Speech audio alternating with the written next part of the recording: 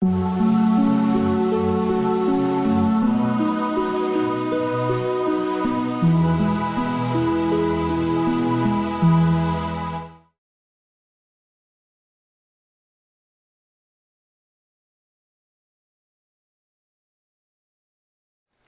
it's good to be back, seeing a lot of familiar faces. I'm not going to go around the room, though, even though I'm tempted to, and start calling people by... Don, don't smile at me like that.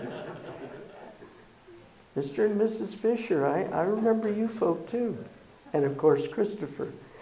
No, it's great to see you all. And so many of you are very familiar to me. I hope through the course of the day that I'll know all of your names. It's kind of funny. I was down in Santa Clara, California recently, and there was a little 8-year-old girl, and she and her parents were introduced to me for the first time, and I thought, you know, children sometimes in meetings, they're kind of like, you know, what would you say, wallflowers? They just kind of disappear into the woodwork. So I remembered her name specifically. It was Abigail. And during the course of the first meeting, it was appropriate. And so I mentioned her name. And, you know, she just looked stunned. Just stunned. So, yeah, it's important. It's important to me to... get to know at least your names. So hopefully that'll happen through the course of the day. Pastor Al, of course, had the opening prayer. So we're going to look this morning at probably something that's, I mean, it's just huge in Seventh-day Adventism today. And of course, the old saying, you put your money where your mouth is. So, you know, I've shared with different folk in different locales. I shared it in Santa Clara recently, and I've shared it on many of our YouTube videos, that today as a people, we are either supporting the work of God, which is the three angels' messages of Revelation chapter 14, or we are funding the setting up of the image of the beast in Seventh-day Adventism. You know, a lot of people, they just, that just infuriates them when I say that. But folk, it's the truth. You know, what we're going to look at this afternoon, it's called Diop again. Gwynune Diop is one of the highest officials in the Seventh-day Adventist Church, and he is promoting ecumenism all over the world. And in his efforts to promote ecumenism, he is promoting the watering down and the elimination of what we believe as a people. So, folk, we're either supporting one or the other. And that's something, you know, it used to be where, you know, we'd say, well, you know, I'm just going to put my money in. I'm not going to look. And, you know, that's between them and the Lord.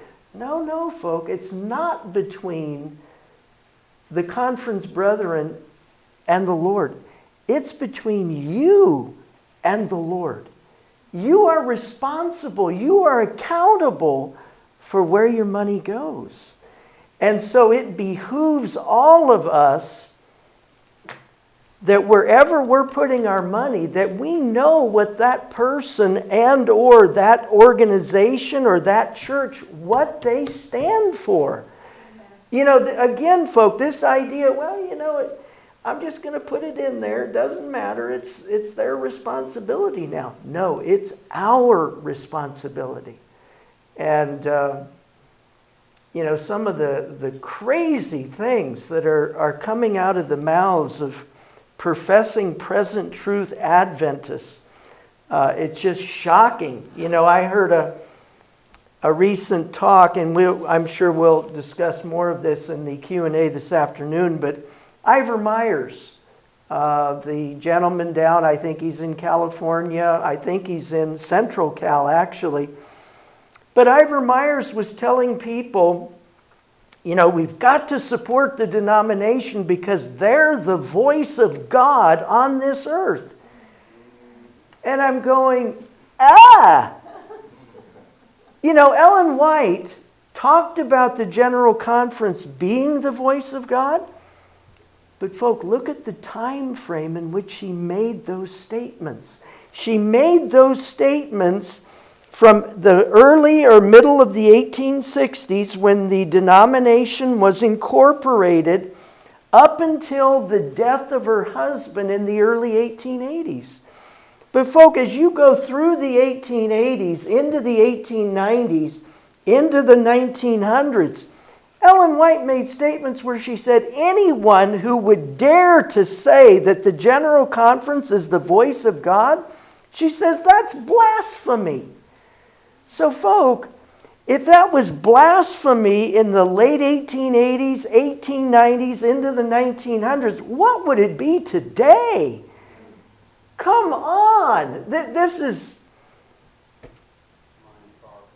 Thank you. It's mind-boggling. It's mind-boggling. So folk, if one of us finds ourselves supporting Ivor Myers, you're going to support that? Well, we are all free agents and you can put your money wherever you want to. That's totally between you and God. But folk, we have a responsibility. And the more that things are coming out, we've got to know. We've got to know. As we see things going on in the world and in the among God's professed people, folk, we are rapidly coming to a time when the judgment of the living is going to begin. And we know Ellen White in 7th A of the Bible Commentary, her comments, I believe it's on Revelation 13. She says that the final test for the people of God will be the setting up of the image of the beast. Well, folk, the image of the beast is set up when the Sunday law comes, and we see that unfolding rapidly before our eyes. I don't want to have my name come up in the judgment of the living and I'm supporting garbage. I don't want to be in that position. And I wouldn't think that you would want to be in that position either. So, anyway, let's take a look. We get so many voices today about the Storehouse and, the Storehouse is the denomination and we've got to put our money in the Storehouse. Folk, the next time you hear that, look at the person square in the eyes and say, you're a liar. You're a liar. Because that could not be further from the truth. It couldn't be further from the truth. We're going to see it today.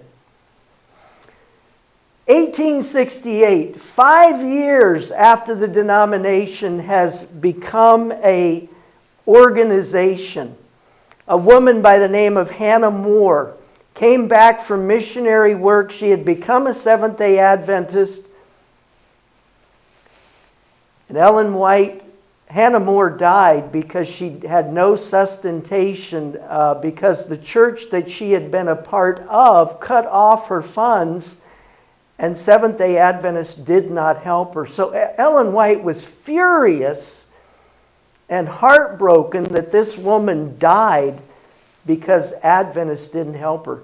So Ellen White started appropriating her own funds, tithes and offerings to needy, worthy, self-supporting individuals who were receiving no support from the General Conference. Not only was she using her means for these purposes, but also from monies given to her by others. She was bypassing the denomination and giving the means directly to self-supporting workers who were spreading the truth. Now, folk, I didn't pull that out of some magical hat somewhere. Go back and read go back and read Adventist history. Get the book by Vance Farrell called The Truth About Tithe. Get the book, friends. If you can't get it, you say, too much, I can't afford it. Fine, send me an email. My email's in3232@cs.com. Send me an email and say, Bill, send me the book, The Truth About Tithe by Vance Farrell. I'll send it to you. I'll send it to you. Read the book, folks. Because this is what Ellen White did for the last nearly 50 years of her life. She didn't put the money in the denomination. She supported white ministers, black ministers, predominantly in the South, because the denomination was doing nothing following the Civil War. They did nothing. In fact, in the early 1890s, that's 25 years after the Civil War ended, Ellen White gave a sermon in which she absolutely castigated the denomination because they were doing nothing, absolutely nothing in the South. She said, we have these people that have been enslaved for so long, and you are doing nothing to proclaim the truth. She was livid with the brethren. It's in a little booklet called The Southern Work. Get the book, folk, read it. That's what Ellen White did with her tithes and offerings. And a lot of people, think about it. Here's a woman living who had visions of heaven. Here's a woman who would be seeing great controversy themes going on. And people would walk up to her in the midst of great crowds of people in churches, and they'd go, and her eyelids wouldn't flip one moment. They would go up and put their hand in front of her mouth. She would not breathe. She would hold her hand out like this, her arm, with a Bible that weighed 18 pounds. And people are going, there's something going on with that lady. People were deeply impressed. My, she is a living prophet. I'm going to give her my tithes and offerings. I'm going to let her do with them what she thinks is best. So, folk, many people did that. Did Ellen White then take those monies, as many quote-unquote self-supporting Adventist ministers do today, and say, I've got to send it on to the brethren because they've got to handle all the tithe? Hogwash. Ellen White took those tithes and offerings that people gave to her, and she sent them to the southern field. That's what she did. Well, that caused some problem. There were several workers in the Lord's vineyard who were carrying on a worthy work in the southern states, of which Ellen White heartily approved. Among them that did that, does anybody know the young man that built a great big boat and went down to the south and raised up a number of Adventist schools, among which was Oakwood College? Do you know who did that? Edson White. That's right. Edson White and Will Palmer, they built this great big boat. It was called the Morning Star. They went down the Mississippi. They're handing out tracts all along the way. They're going to Mississippi, Louisiana, Alabama, and they're raising up schools and Adventist churches. They were doing a great work. And Ellen White said, you guys are worthy of tithes and offerings. Now, it wasn't just Edson White and Will Palmer. There were many black Seventh-day Adventist pastors that were working for the Lord, but the brethren didn't give them a dime. So Ellen White said, fine, I'll support them directly. This work continued on for several years, was receiving financial backing from Ellen White and others because the denomination did not feel the work was worthy of funding. You know, when I was in Santa Clara recently, there was a couple, nice folks. They said, we're going to some meetings that Ted Wilson's going to be having next week in San Francisco. I said, oh, really? I said, you need to be sure to ask him some point-blank questions. I said, ask him about Diop. Ask him about his flip-flopping over what the mark of the beast was. Ask him about Ellen White's use of the tithe and the fact that she bypassed the denomination and gave it straight to self-supporting workers. I said, ask him about that. Well, they did. Ted Wilson got real upset with them. Had to come back later on and apologize for his behavior. When they asked Ted Wilson, what about how Ellen White bypassed the denomination and gave the money directly to self-supporting workers? Can you imagine what Ted Wilson said? Folk, he said, that was only for her day.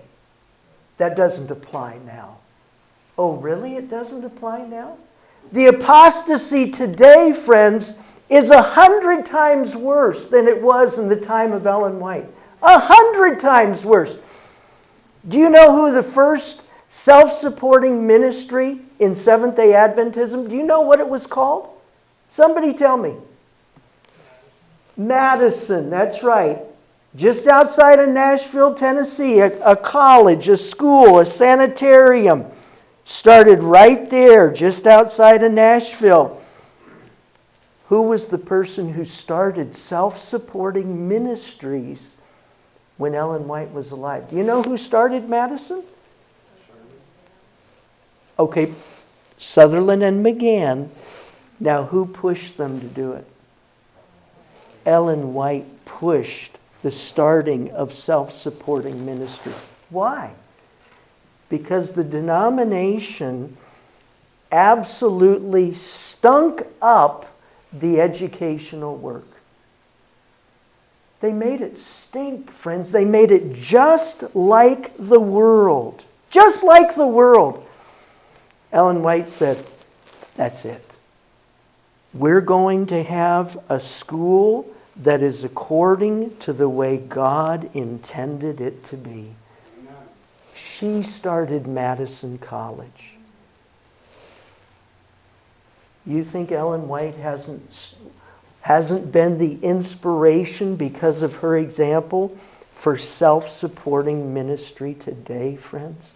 Friends, I could name you probably a half a dozen to a dozen people, i.e. ministries, in the last 30 to 40 years that were raised up because the denomination was in such bold-faced apostasy, and these men had been booted out of the church, and they loved the truth so much they said, we're going to carry on the work by ourselves. You think God doesn't have his hand in that, friends? So it was only for her day, huh?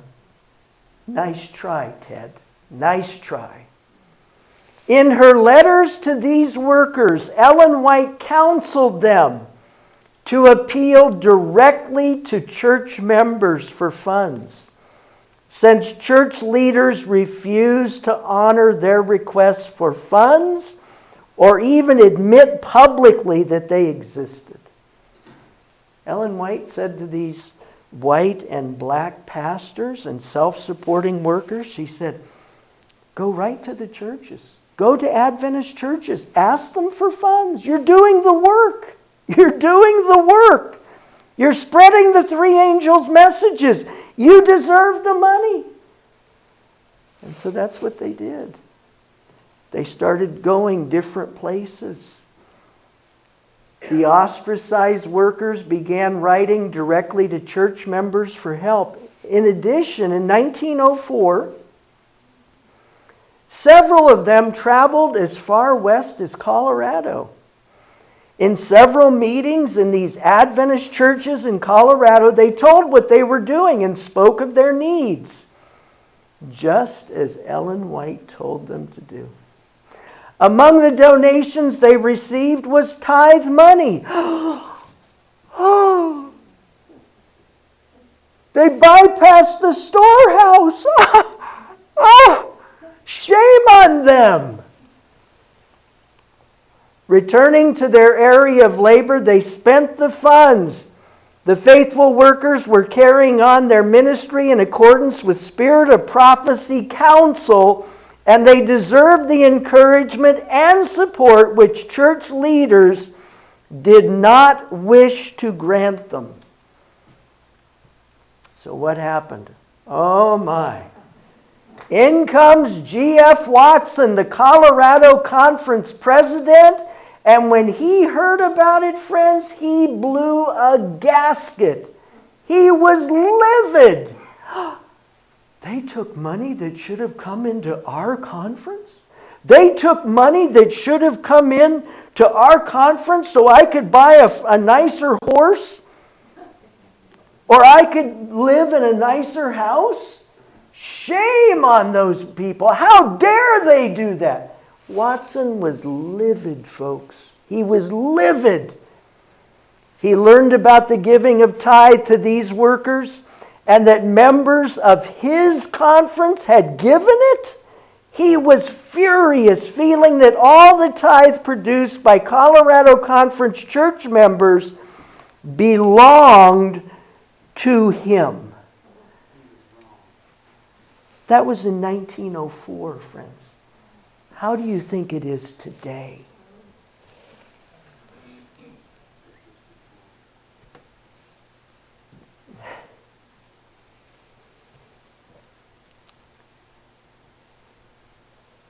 Ted Wilson has a PhD.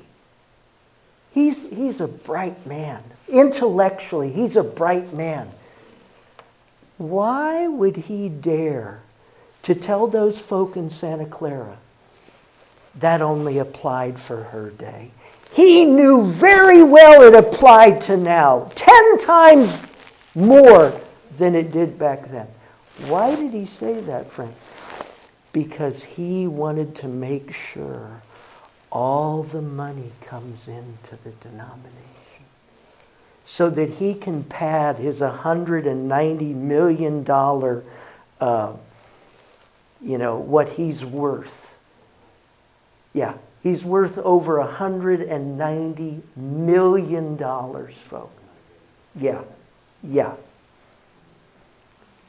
Wants to make sure the funds are padded in the denomination.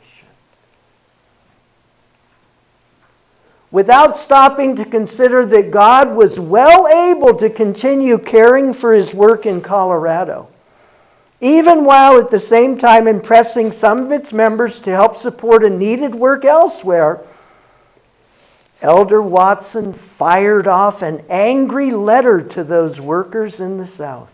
He told them that since they were not denominationally employed workers, were operating an independent ministry. What audacity those people had. Starting a self-supporting... Wow. And had not received their funds through regular church... I don't even know if I can read the... Pastor Al, you may need to have to come up and read. This is just... Can you imagine?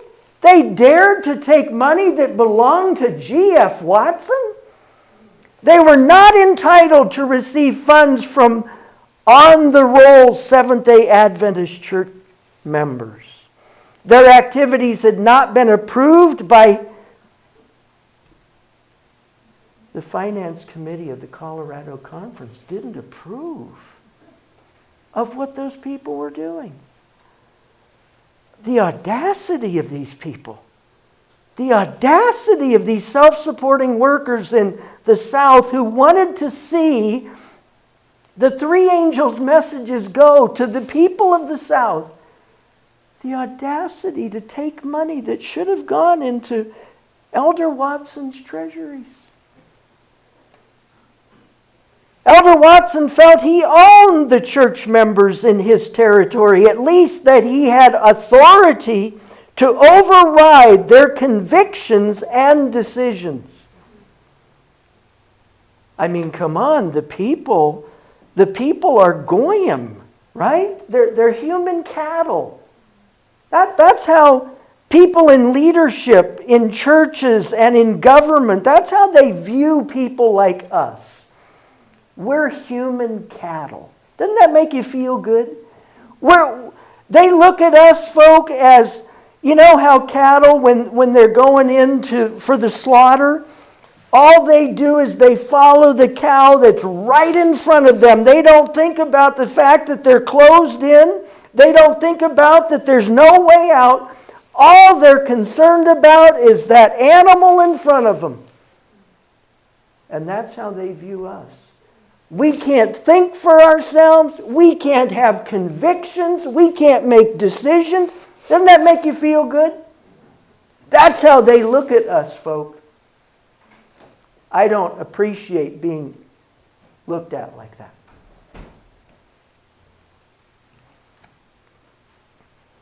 Well, there was a showdown of sorts. I want you to notice the players in this showdown. It's between the Colorado Conference president, which so many people would say, well, that's the voice of God. That's the voice of God. And these raggedy, self-supporting workers who were doing a mighty work in the South. And the God of heaven stepped in.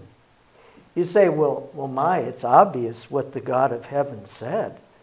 I mean, these audacious, rabble-rousing upstarts from the South had no right to the money. And since Elder Watson was the voice of God, then clearly God would come in on his side. I mean, that's the obvious, isn't it? Of course, the Lord stepped in on the side of the denomination. Of course he did.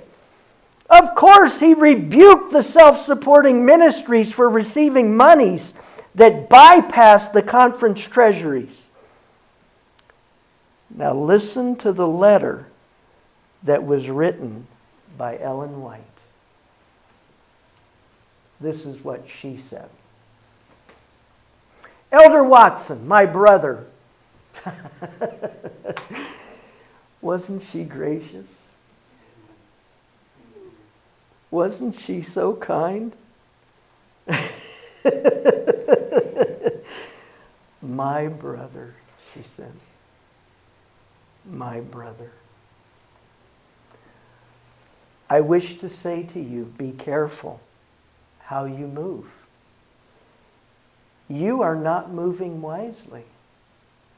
The least you have to speak about the tithe that has been appropriated to the most needy and the most discouraging field in the world, the more sensible you will be. Again, how gracious she was. It has been presented to me for years that my tithe was to be appropriated by myself to aid the white and colored ministers who were neglected and did not receive sufficient properly to support their families.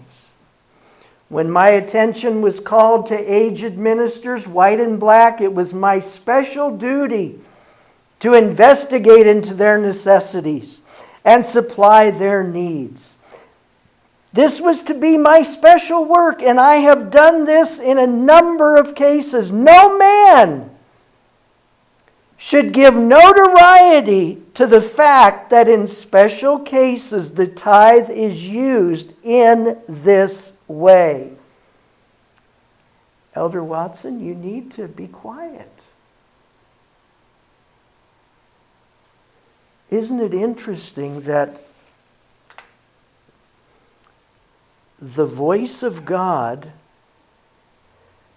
that came down through the spirit of prophecy, the voice of God was telling the voice of God to keep his mouth shut. Isn't that interesting? The voice of God was telling the voice. You know, there's something wrong with that picture, isn't there? There's something distorted about that picture. The voice of God came down through the spirit of prophecy.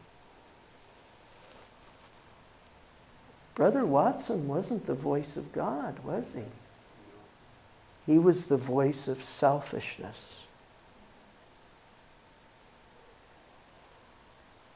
Now, I'm not going to be as gracious as Ellen White was. I think we could fairly say the voice of God was telling the voice of the devil, keep your mouth shut.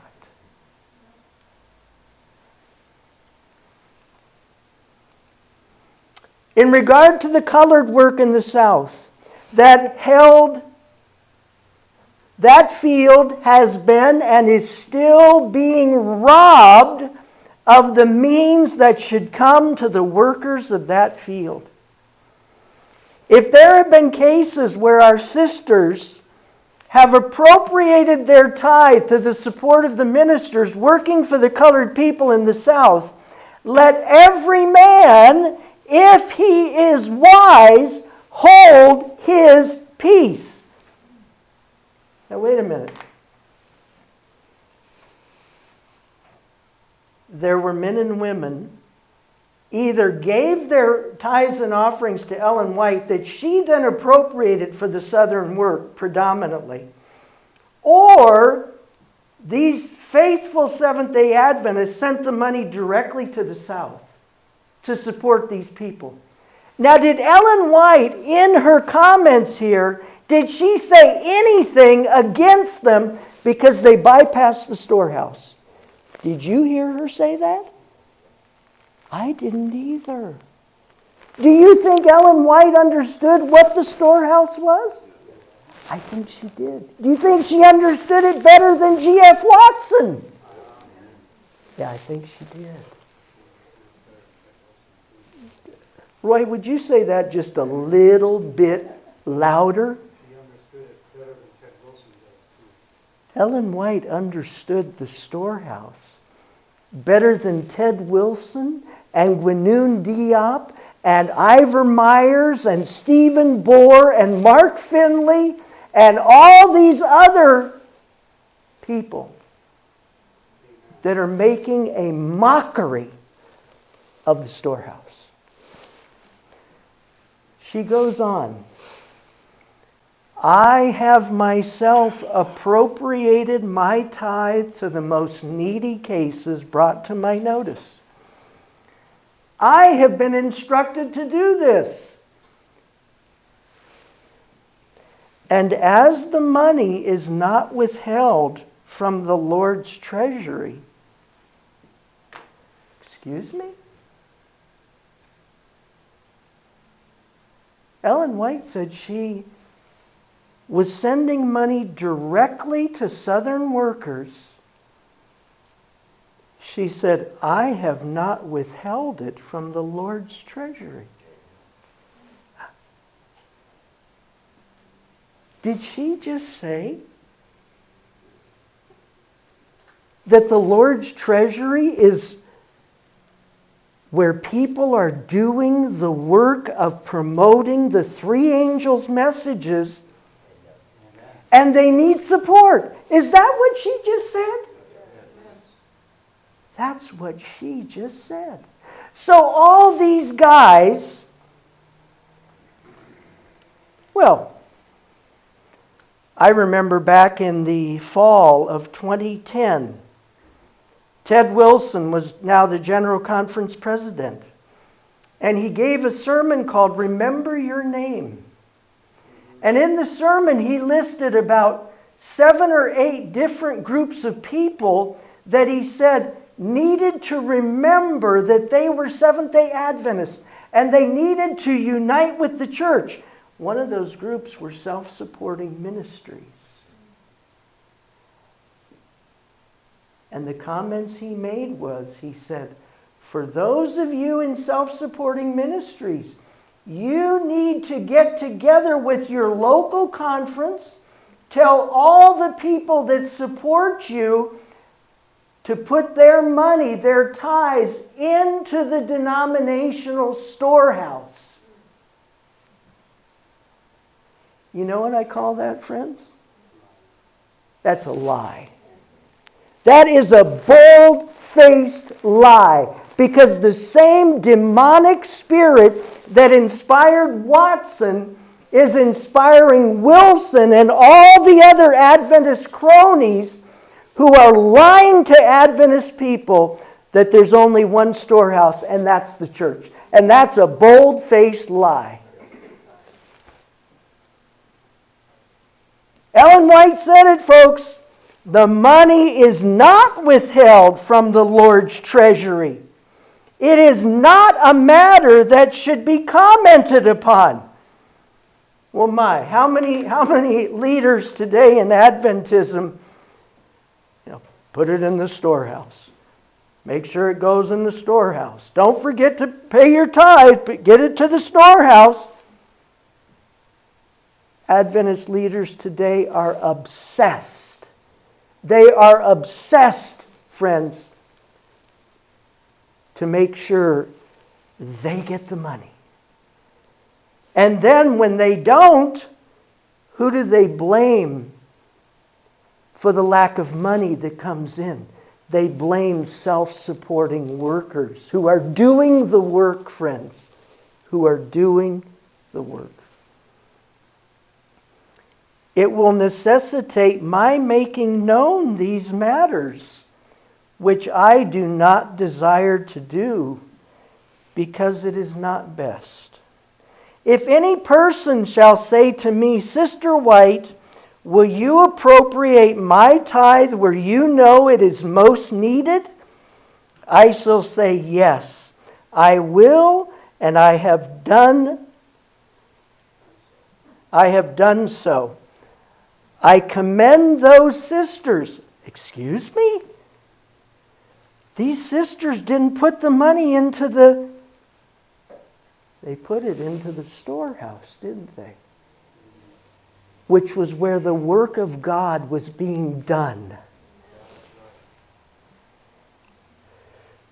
I send this matter to you so that you shall not make a mistake. Circumstances alter cases. I would not advise that any should make a practice of gathering up the tithe money. What does she mean by that? Don't open a bank account at your bank where you do your banking, and don't start dumping your tithe and putting it into that account. Don't do that.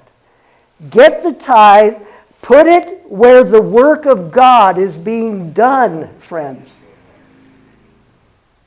For years, there have now and then been persons who have lost confidence in the appropriation of the tithe. Boy, that was even true back in 1904. Who had placed the tithe in my hands and said that if I did not take it, they would themselves appropriate it to the families of the most needy minister they could find. I've taken the money, given a receipt for it, and told them how it was appropriated. I write this to you so that you shall keep cool and not become stirred up and give publicity to this matter, lest many more shall follow this example. Signed, Ellen White. Ellen White letter, January 22, 1905. It's letter 267, 1905, to Elder G.F. Watson. Since Spalding began, unpublished testimonies, pages 215 and 216. The workers in the South were heeding the counsel of Ellen White and seeking to share the truth there. We will look at the Southern situation. Okay, that's the next part. The situation in the South became very personal to Ellen White because it was her son Edson who spearheaded the work there. Well, what did we learn from the Watson letter? Number one, Ellen White used tithe money to support self-supporting workers. For years, she bypassed the denominational lines and sent it directly to worthy workers in the vineyard. Number two, she basically told the Colorado Conference president to keep his mouth shut on the issue. Those who gave Ellen White their tithe funds were doing a worthy work, as this aided needy white and black workers. And Ted Wilson a few weeks ago had the audacity to say, well, that doesn't apply today. Really? It's 100 times worse today.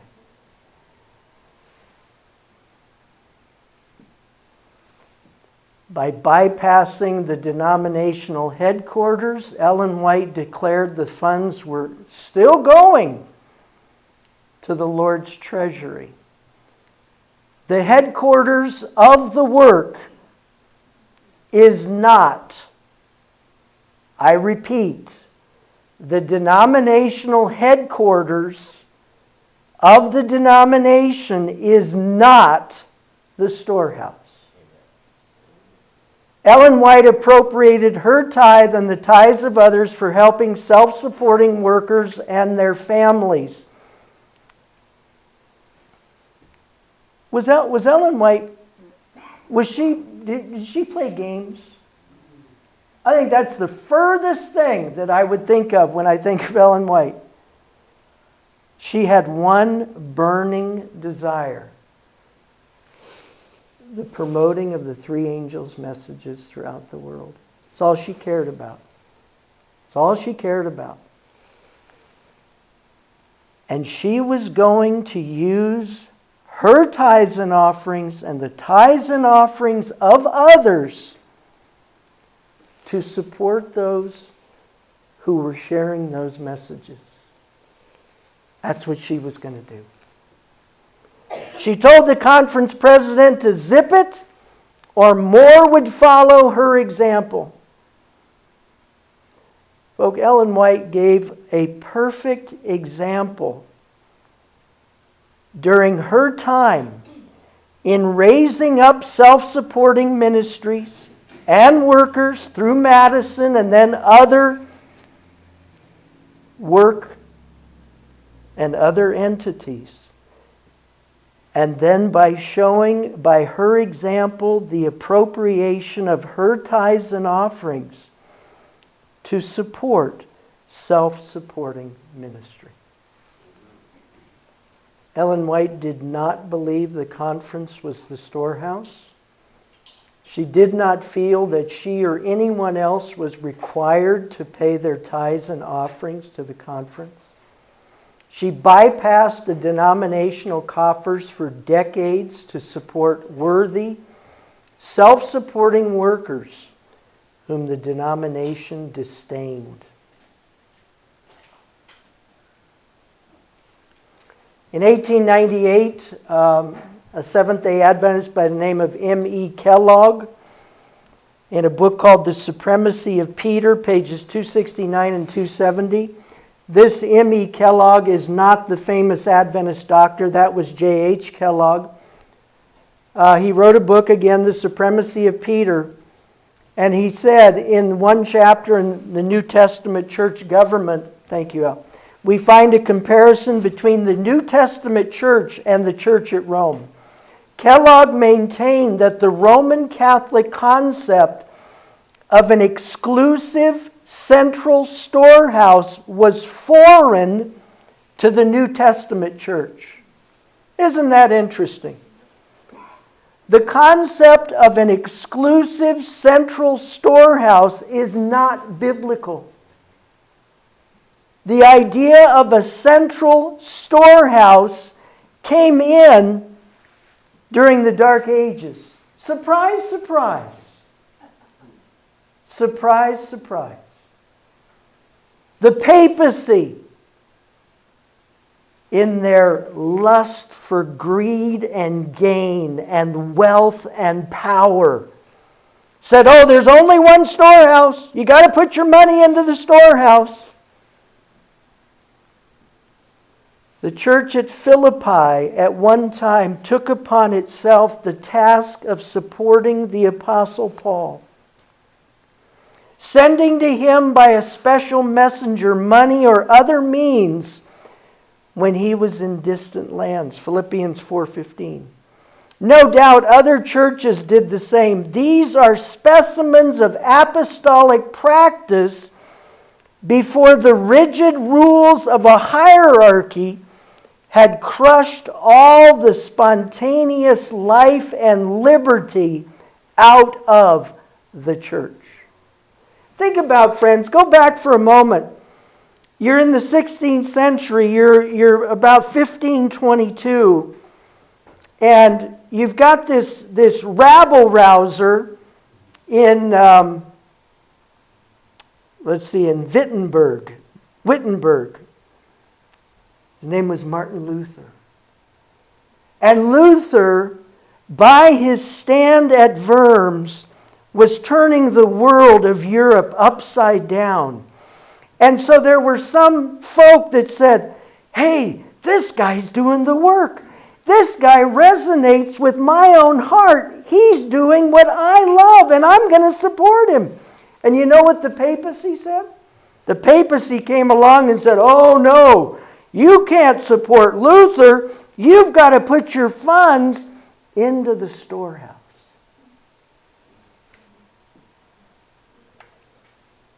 It's been going on, folks, for a long time.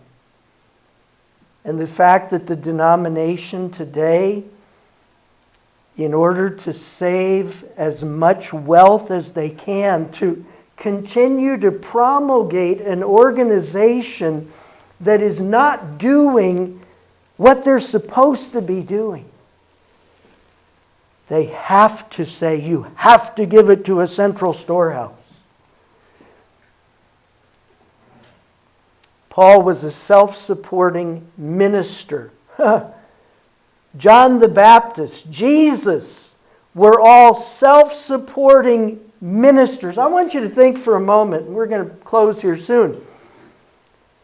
In the first century, what was the storehouse?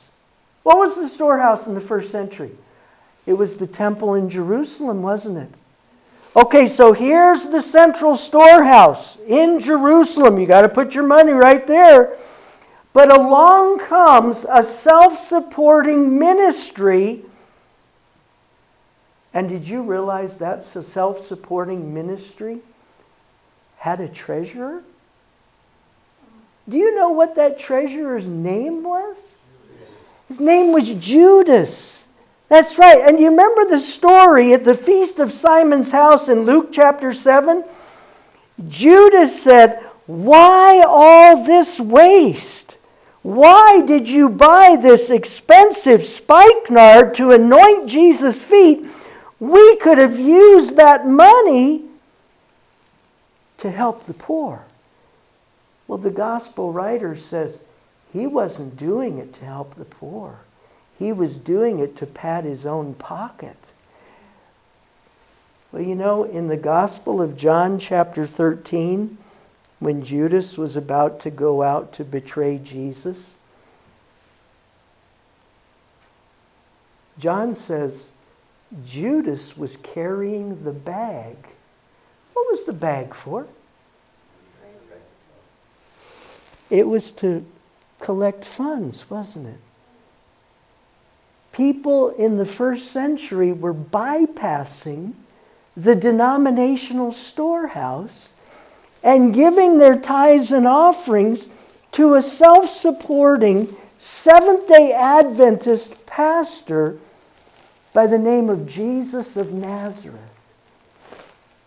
Now, do you ever remember one time in the Gospels when Jesus said, Judas can no longer be the financier. He can no longer have a bag. We're just going to do this straight off the cuff. Do you remember anywhere in the Gospels where it says that? Jesus, did he understand what the storehouse was? He did, didn't he? And because he was doing the work, he had a treasurer who took care of the funds that came in to their ministry. Boy, we've got a lot of liars walking around here, folks. We've got a lot of people that are out and out, flat out liars. You say, Bill, come on, don't name any names now. Well, I'm glad you said that. Ted Wilson's a liar. He's a liar, folks. And Gwenoon Diop is a liar too. And Mark Finley is a liar. And all the rest of these guys, Ivor Myers, Stephen Bohr, oh, you got to put your money into the storehouse. You're going to tell me in all their education, they don't know what the real storehouse is? And I'm somehow the only one that figured it out? I don't think so. I think somebody's lying. No, I don't think they're lying. I know they're lying. They're lying by the skin of their teeth.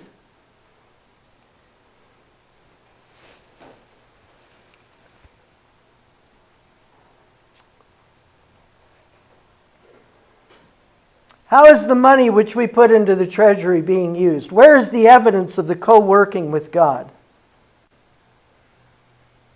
3 Testimonies 5:53. It would be poor policy. It would be poor policy to support from the treasury of God those who really mar and injure His work and who are constantly lowering the standard of Christianity. Poor policy. Do you want God to look down upon you as you are funding Gwenoon Diop to go all over the world in the name of Adventist ecumenism? Do you want to have that on your record? I don't. I don't.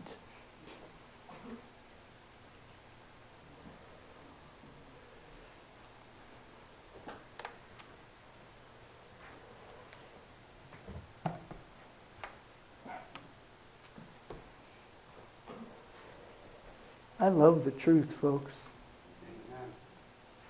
I love the truth because, as Jesus said, you will know the truth will set you free. I don't have to be beholden to somebody who's looking me right in the eyes and lying to me. And I can go to bed at night with a free and a peaceful conscience, knowing that I'm not supporting Gwenoon Diop as he flies to Rome in the name of Adventist ecumenism. I'm just thankful today for the great truth that the storehouse is where the Lord's work is being done. And we can support that. Let's kneel for prayer. Dear Father in heaven, we're grateful for your love to us. We're grateful for the beauty of truth. I pray that you would strengthen us to stand in defense of truth and righteousness when the majority forsake us. And please empower us to fight the battles of the Lord when champions are few. Help us, Lord, to pass that test. In Jesus' name, amen.